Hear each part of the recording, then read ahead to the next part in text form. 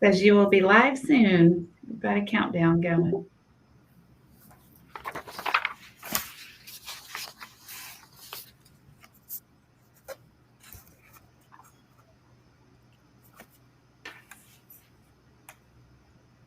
Good afternoon and welcome to the session, Retail as a Catalyst for Economic Development in Rural Communities.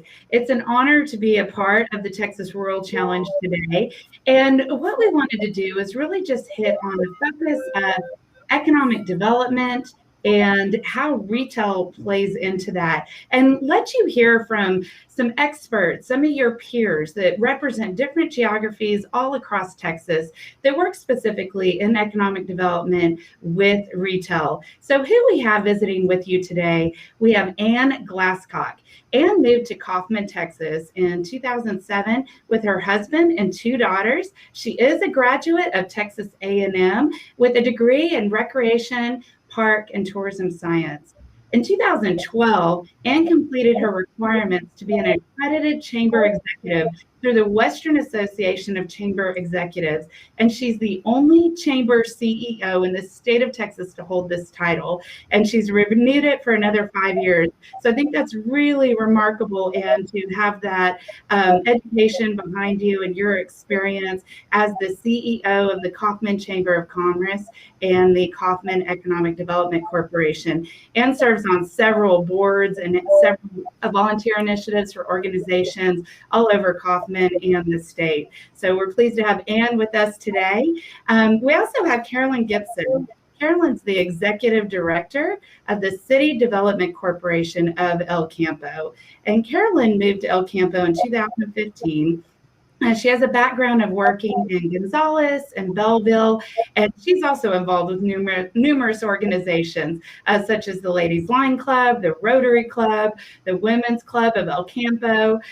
She's also a board member of ARCIT, Association of Rural Communities in Texas, a great representative of rural communities, and we've been pleased to work with Carolyn really since she started at El Campo. We've been partners at Retail Strategies and going on almost a decade, which has been just an awesome partnership. Carolyn is also a graduate of Texas A&M with a degree in animal science. And last but not least, we have Ken Winkles, the executive director of the Pecos Economic Development Corporation. And Ken comes with a really unique background. A lot of individuals in economic development really started a career path there. Ken's background is he actually moved to Pecos in the 70s and has lived there his whole life. Went to Angelo State University and a degree in business administration and management. And he returned home in 1985 and spent about 25 years working with his family's trucking business. And then from there, he went to Sul Ross University's SBDC, a small business development center in Alpine, representing Pecos with that. In 2015, he was approached by the Pecos 4B Economic Development Corporation Board to join their team. And so he's able to really bring what he learned with SBDC and owning a small business to Pecos. And definitely all of our panelists today have been valued partners with Retail Strategies, and we work together hand in hand with communities across the country. I'm Lacey Beasley. I'm the president of Retail Strategies. And what we want to do today is really just learn from each other. Everything that we do in economic development is sharing best practices, sharing our unique challenges and what we see as solutions for those things. And it's all about the collaboration and the thought leadership. So what we hope to share today are just a few nuggets of knowledge you can walk away with. We have about 45 minutes. And as you'll find out, each of our panels today are true experts in their field. And we're going to share all their contact information at the end with email addresses. So you can reach out to each of them to take a deeper dive on any individual aspect of what they are doing in economic development or best practices within their community. But being a part of the Texas Rural Challenge, Let's talk about some rural challenges we are seeing in 2021. Obviously, coming off of 2020 and COVID, there are a lot of changes in our industry, a lot of disruption that is happening. So, how do we identify what those are and pivot and move forward?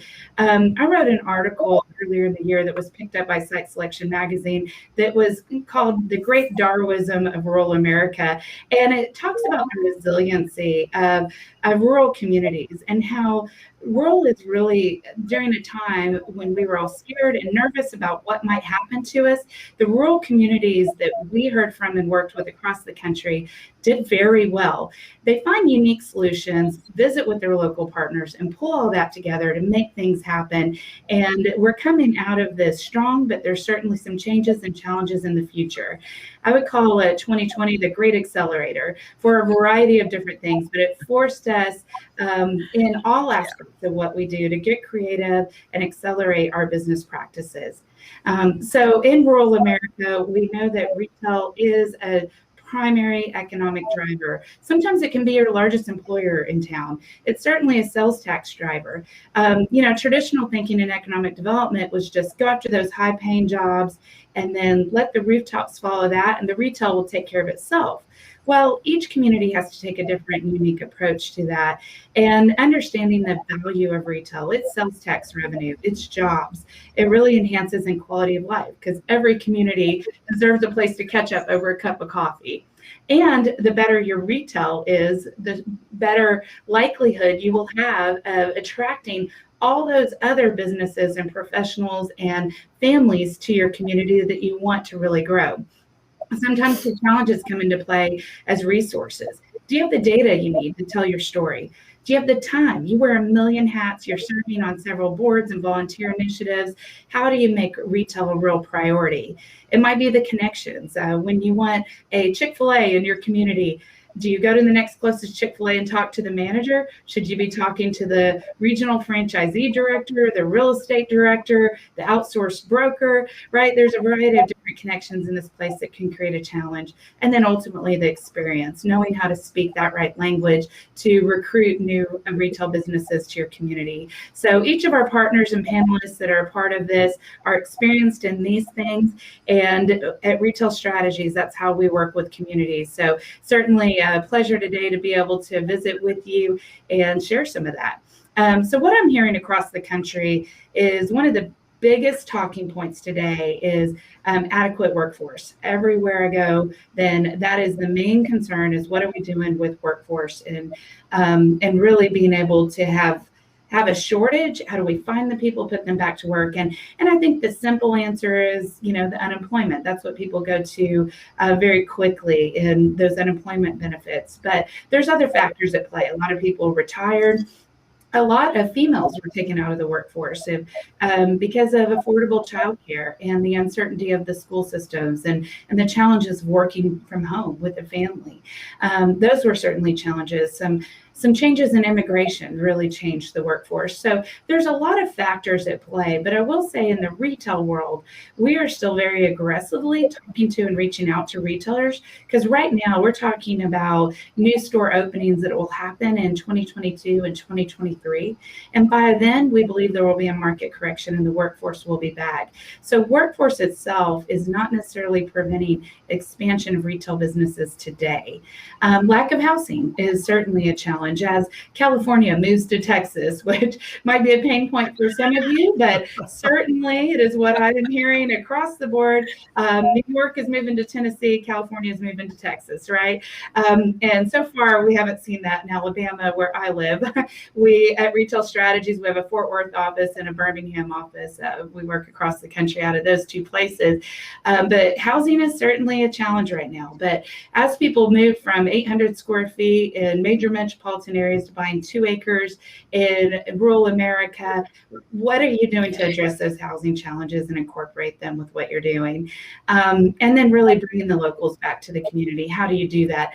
I think the barriers to grow rural America have really been broken down in recent years. Broadband was a real challenge. How do you give good jobs in rural America? And now we can work remotely with good broadband, which there's solutions at play currently, and a lot of things have happened in the past. We're only going to see acceleration in that space. But there's also retail shopping amenities for local communities. When millennial moves to an area, traditional baby boomers would move somewhere to get a job and then back into the retail and the shopping and the housing. Today, people move where they want to raise their family and where there's good entertainment or cool factor. And retail and restaurants feed into that cool factor. Well, now that we have the ability to shop online, some of those barriers are broken down. So the time is really right for retail in rural America for the growth. It's right for rural across the country, but especially in Texas, that is so business friendly. And when I compare Texas to other states across the country, they're very proactive and business friendly throughout this whole challenge of the last 12 to 18 months. And I think you'll come out ahead for those communities that are really being proactive in those initiatives. So speaking of housing, I definitely want to start with our first panelist, Ann Glasscock, because there's a lot of things that you can do in your community to take that holistic economic development approach. So, Ann, can you tell us a little bit about Kaufman and what, as an EDC, you're doing to help support retail growth? Certainly. Kaufman is a small community southeast of Dallas, and we have right around 7,000 people in our population who live here. Every day, 2,800 of those folks, 2,800 of the working aged adults vacate and go someplace else, but then we import twice that amount every day. So our daytime population is relatively large, which means they're buying gas here, they're grocery shopping here before they go home, they're stopping in the coffee shops and having lunch. So the daytime population really helps us out.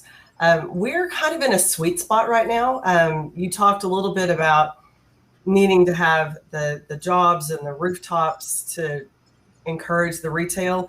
We're right there right now. We've got 3 different apartment complexes that are in the works. We have Georgetown, which is building houses between $250,000 and $400,000, which is a price point that we didn't have before.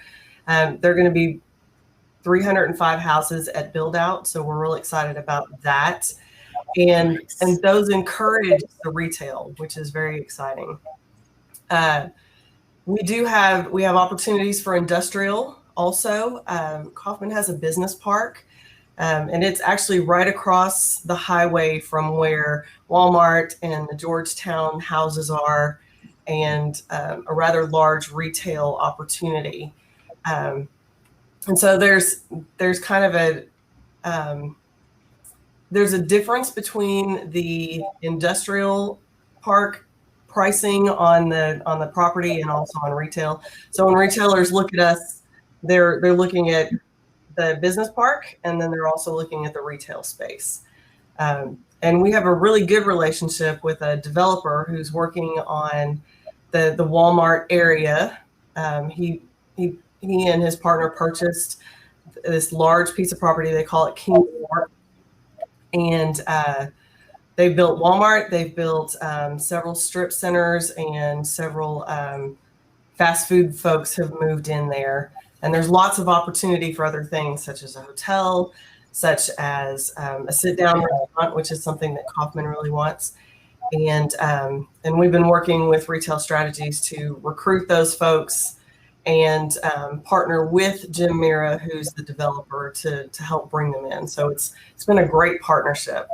And across the board, Kaufman is in a really great spot to bring in industrial as well as retail folks. Well, and thank you, Ann. That's what we've been so impressed with is, as you hit on, it's the, each aspect of economic development is very different. And so in working with retail and the growth that's there, the difference in the pricing of the land between the industrial, your business park, right, and what we're looking at from the retail side. So a lot of retailers are looking at Kaufman and saying, we have interest in Kaufman, but here's what our projected annual sales volumes are. Here's what we can pay in rent. And right now, that's a little bit lower. What they can pay in rent's a little bit lower than what the developer needs to make his pro forma work for the development.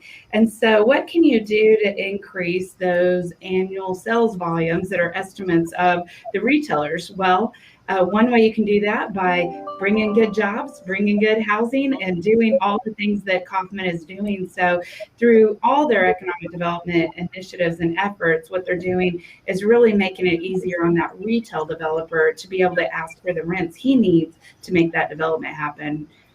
That's been a lot of fun, and working with you and with Jim on the project there. Absolutely. And the one thing about the pandemic that has helped us that you alluded to earlier is that folks are moving out of the big cities and into the smaller towns. Our realtors and our real estate folks they never stopped working through the pandemic. People are moving out here. And so that's really going to help get those sales up in the retail spots so that they are able to afford to pay the rents that are necessary. Mm-hmm. And it's also interesting, with what we've found that can be a little bit challenging is this differences and similarities in industrial recruitment and retail recruitment, right? If you own the business park, you own the land, you're heavily involved in that negotiation. Absolutely. And you can influence that. And on the retail side, that's a little bit more of a challenge because you don't necessarily own the lands, but what you can control in the meantime is everything that happens around the development and making sure that the triggers, know who's interested, know what their hurdles might be, how do you overcome those, and deploy your efforts for public-private partnership to overcome those challenges, which is what you've done a great job of in Kaufman. Absolutely. And when the folks move into the business park, they're going to be shopping across the street also. So that's another encouragement. As one grows, the other grows. And so it just kind of goes back. Absolutely. Absolutely. Well, thank you so much for sharing. And I think, and Ken can really build on that story with his success that he's seen in Pecos. Pecos is a very unique market. And so that can be a little bit of a challenge sometimes in retail recruitment when you have a highly unique market. So Ken, you want to share with us a little bit about Pecos, what the strengths are, what some of the unique characteristics are that really were important to figure out how to package up your story and share it with the retailers, and what that means to the timeline of a retail deal. All things in economic development obviously take a lot of time, and it's definitely the case with retail also, and you have a great story to share on that. So Ken, tell us a little bit about Pecos and then about the timelines of the success that you've seen. Well, Pecos is a town of about 12,000 folks. In our county, we have probably 15 to 17,000, and we're in the middle of oil country. We're in the lesser known Delaware Basin. Everybody hears about the Permian Basin, which is Midland, Odessa. But, we have a transient workforce out here. And so our demographics sometimes are a bit difficult to nail down. And so, one of the things that the retailers always want to know is, first thing, give me your demographics. And sometimes, like I said, in Pecos, that can be a challenge. And so I think what I'd like to tell everybody about retail recruitment is it takes a lot longer than you actually think, the general public and most elected officials. So, one of my first success stories was Tractor Supply. And I thought 8 months was a long time. So that was sometime in early 16, and we got them landed. But then the prime story of Pecos, Texas began on November 2nd of 2017. And there are dates that are always, like your anniversary or birth date, that are always burned into your mind. Well, November 2nd of 2017 is mine, is because that is when the United representative for the Southwest area showed up in my office looking for a spot for a new grocery store in Pecos, Texas. And I had been trolling and I had put out some economic incentives for $1 an acre on our interstate and got absolutely nothing. But on November 2nd, Joe Rollins came into my office, and that started a 3-year-long relationship with Joe. And what I try to tell everybody is, you have to work those relationships. You have to absolutely work your tail off sometimes to get them the information that they need.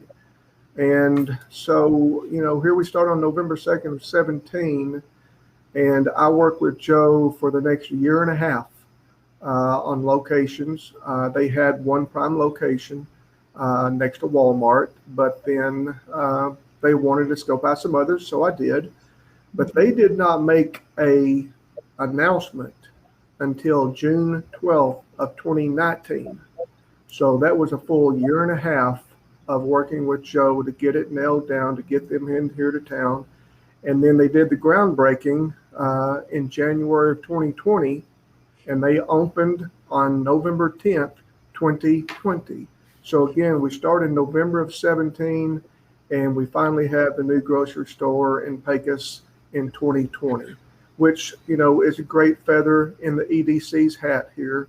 We've done some good in retail recruitment, but nothing like in a town of 12,000 people do you get a new grocery store of magnitude of United, which is owned by Albertsons. Mm-hmm. Ken, thank you for sharing that story. And it is a great example. If you go through the cycle of a retail deal, as I mentioned earlier, at the workforce, we are talking about the short-term deals. We're talking about new retailers opening or 2022, but most of them are extending beyond that. So it's laying a lot of groundwork now for things that might happen in the future.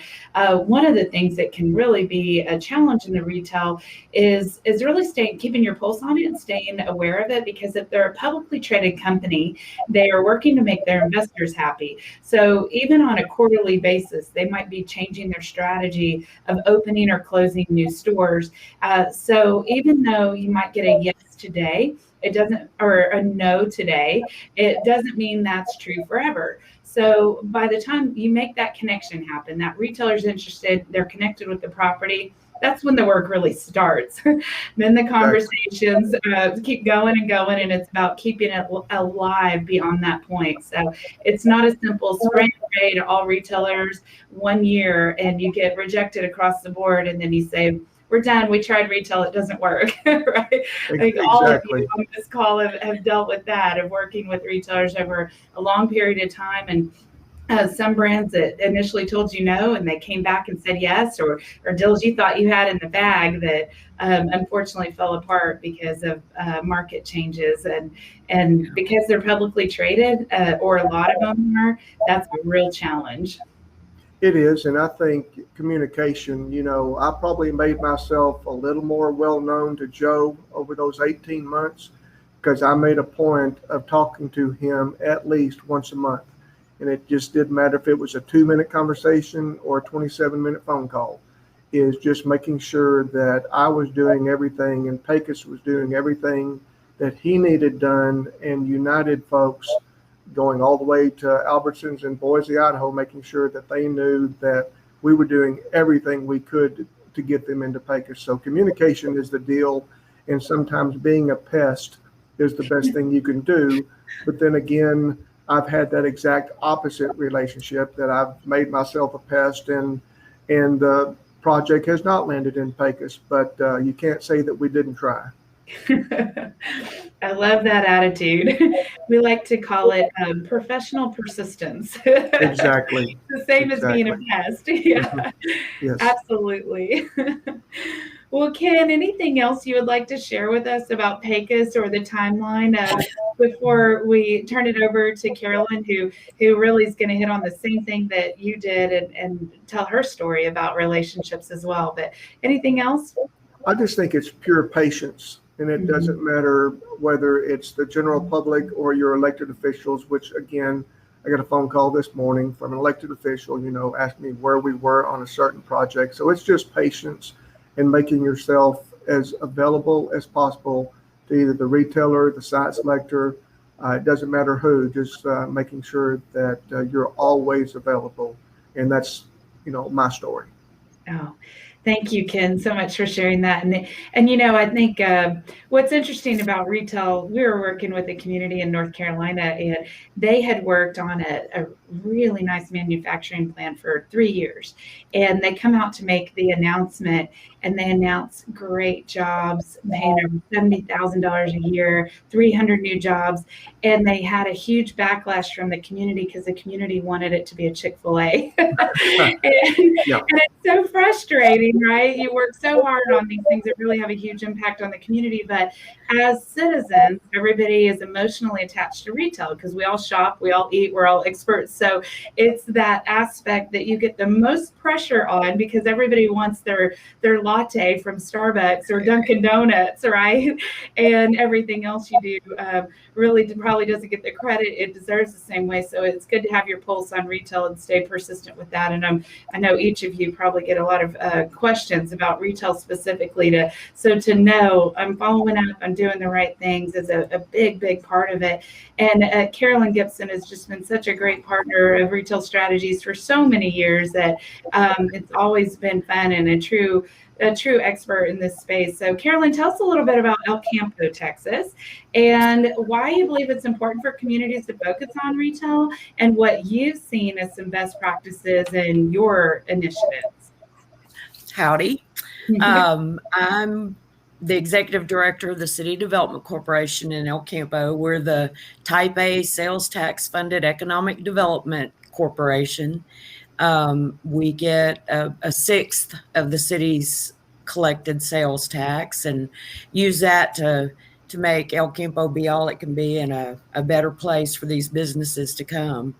We're a rural community, population just under 12,000, halfway between Houston and Victoria on Highway 59 / Interstate 69. And so we've had some challenges. We're at the intersection of Highway 71 and 59. And our city had the foresight to spend a little money and get TxDOT in here to do our frontage roads along the I-69, what will be the I-69 corridor, which opened a lot of land for development that was previously just farmland. And ag is a major, the biggest part of the way of life in El Campo and Wharton County.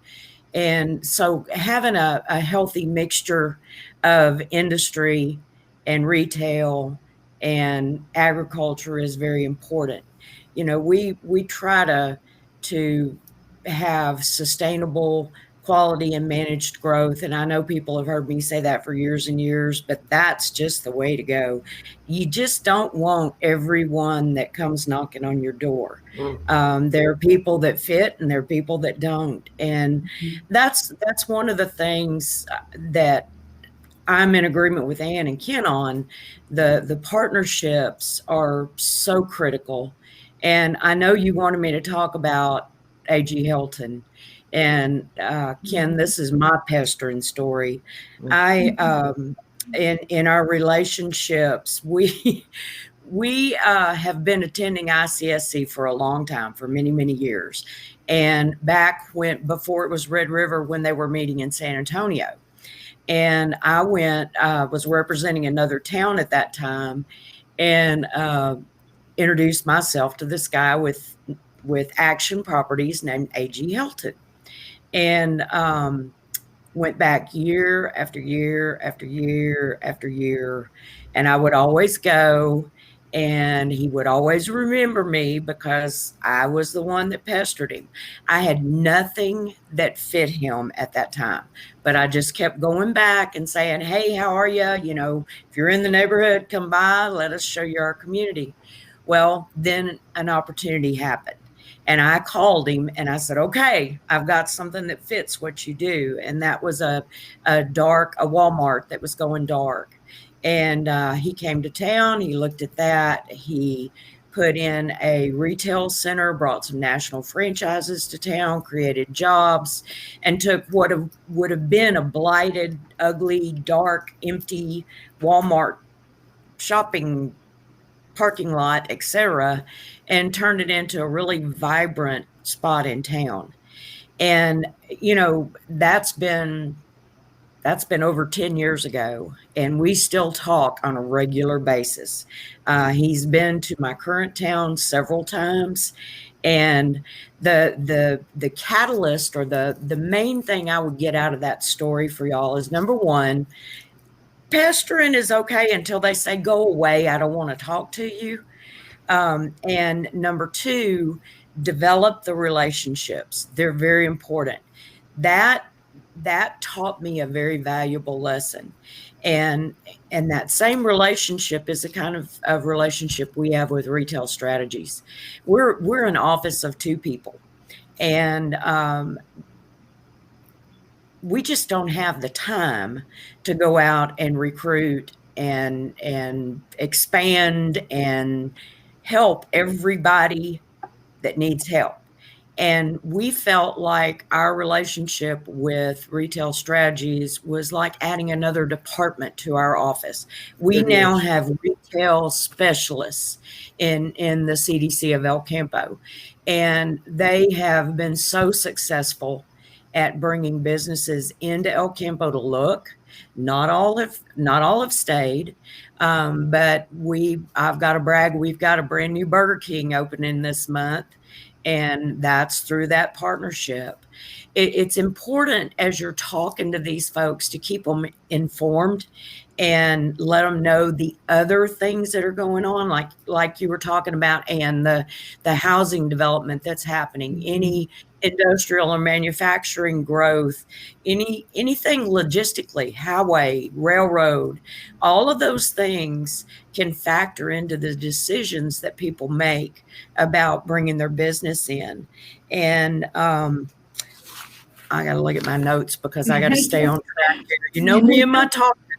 Another value, and I'm going to kind of cheerlead for Retail Strategies for just a minute.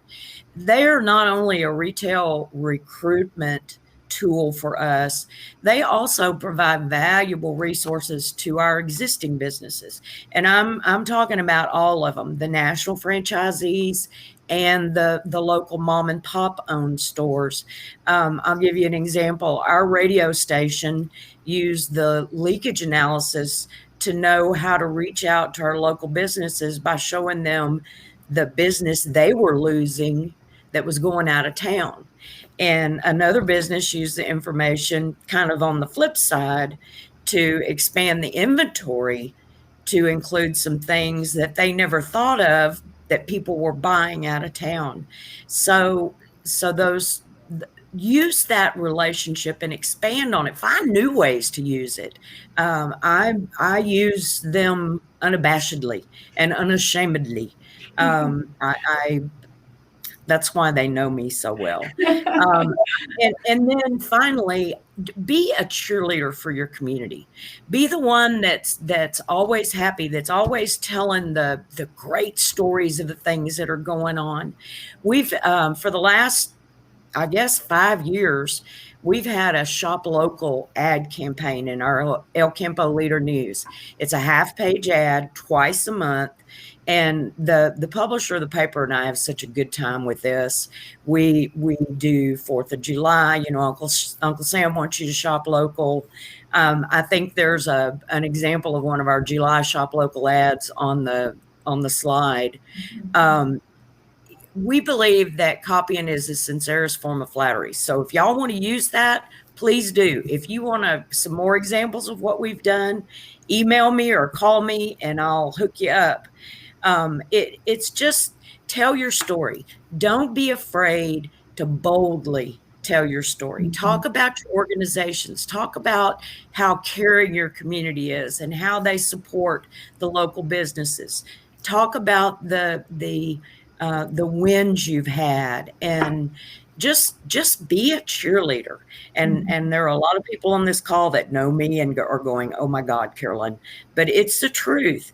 And finally, it's most critical to involve your community in your economic development efforts, because those site selectors and those developers are coming into your community. They're not walking into a restaurant and saying, hey, I'm thinking about opening a Chick-fil-A in El Campo. What do you think? They come in and they strike up a conversation. And I'm going to leave on one final story. About 15 years ago, I was in a tourism seminar, and the guy told a story that really hit home with me. I was in Belleville at the time, little town under 5,000 population. And he said, when people come into your community and they are coming for tourism purposes, or they're coming for site selection purposes, or just to check you out, a lot of times the first stop they make is at the convenience store on the edge of town. Yeah. And guess who's working in that convenience store?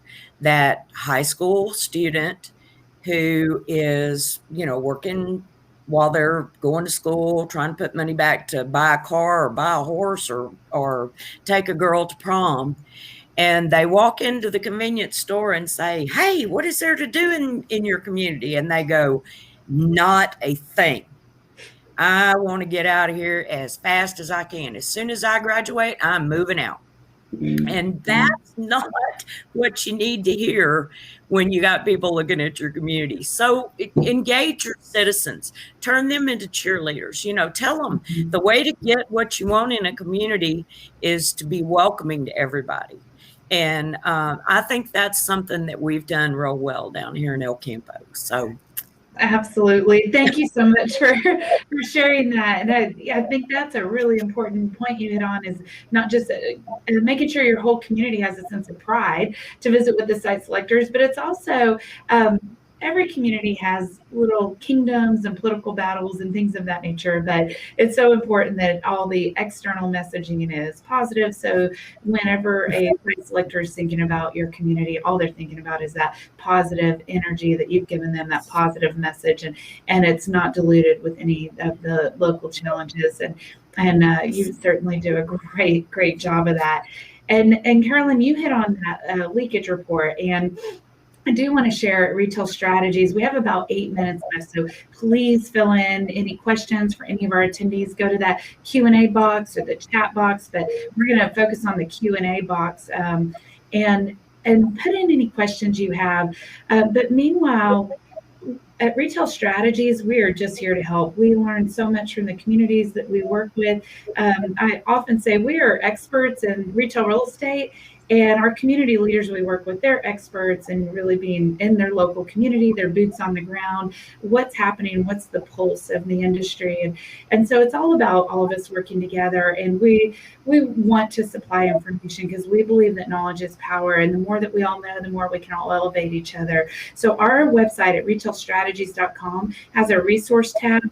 Go in there and click on that. There's a lot of free resources about just everything that we're seeing, that we're experiencing, things we hear from our community leaders that they want to learn more about. It's all plugged in there. Or if you want to know something and you're stuck on a challenge, just reach out to us. Just email me or any of our team members at Retail Strategies and let us help you find an answer for that. One of the things we're more than happy to supply any of the communities that are participating in the session today is a free retail leakage report. It's just a 20-minute drive time leakage report. And that's my email address, Lacey@retailstrategies.com.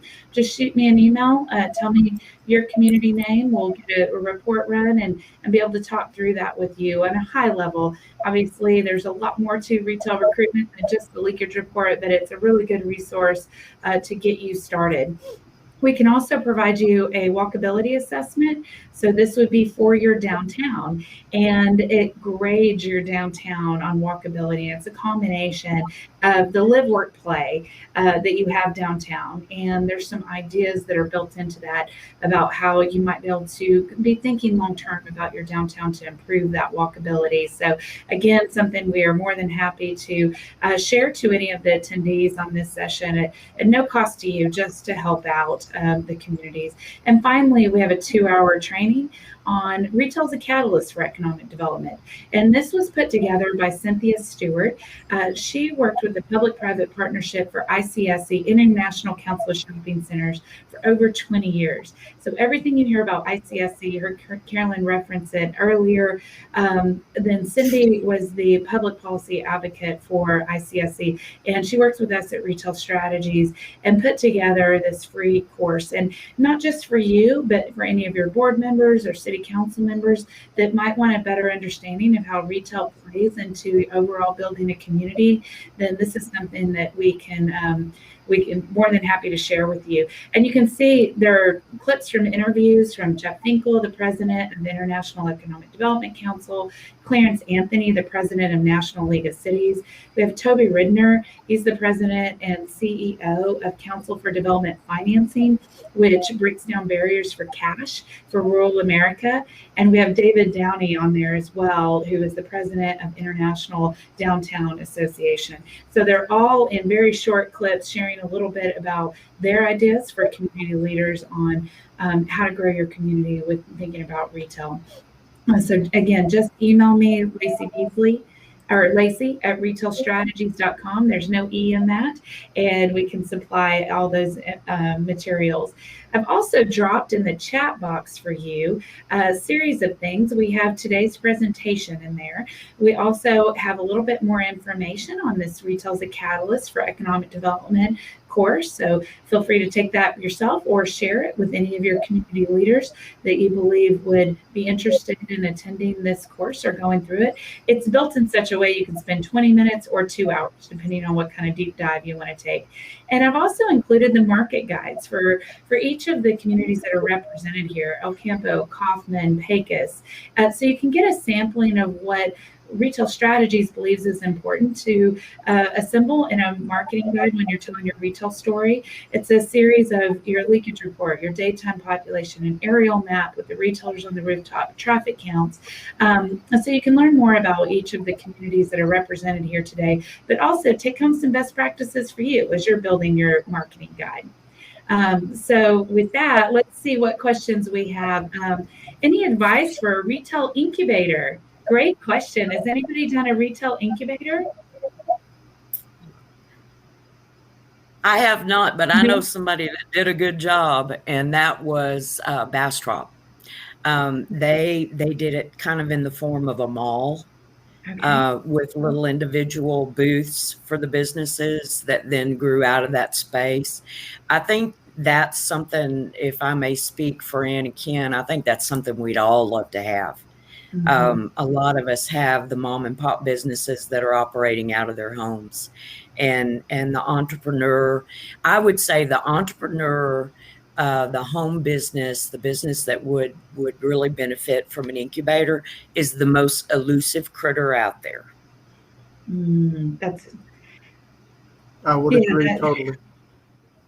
That's a great point. I think that we're going to see nothing but growth ahead for business incubators. There's some challenges with it. It's complicated, but I mean, certainly we've seen a tremendous rise in entrepreneurship. And that is another thing that is challenging the workforce is people, especially in restaurants, what they've done is they've quit working in that restaurant and they learned that they can have back their nights and weekends, these individuals, and in a job that's 8 to 5, Monday through Friday, and they've stayed in that job rather than going back to the restaurant industry, which has really hurt that area.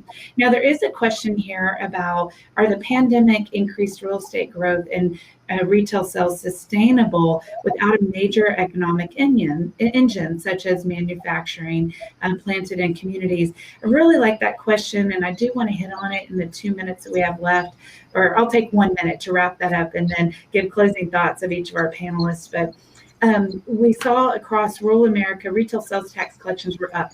A huge reason for that was their online sales collections. Online sales went up more in the last 12 months than it did in the previous decade. So a lot of growth there. We see it was really a great pruning of retail. So tired brands that were over leveraged in debt and did not innovate with their technology filed for bankruptcy, and it freed up really good real estate for new and emerging brands to come into those. We're seeing a huge rise in individuals' desires to shop local because their shopping patterns changed. And as they worked from home during the pandemic, they changed the way they shop, and they became aware of their local businesses, their local grocery store, their local hardware store. And we hope that that is a trend that will stay in the future. The National Retail Federation came out with a report just a few weeks ago that estimated that retail same-store sales will be up higher this year. There'll be the highest increase we've seen in a 12-month period since 1984.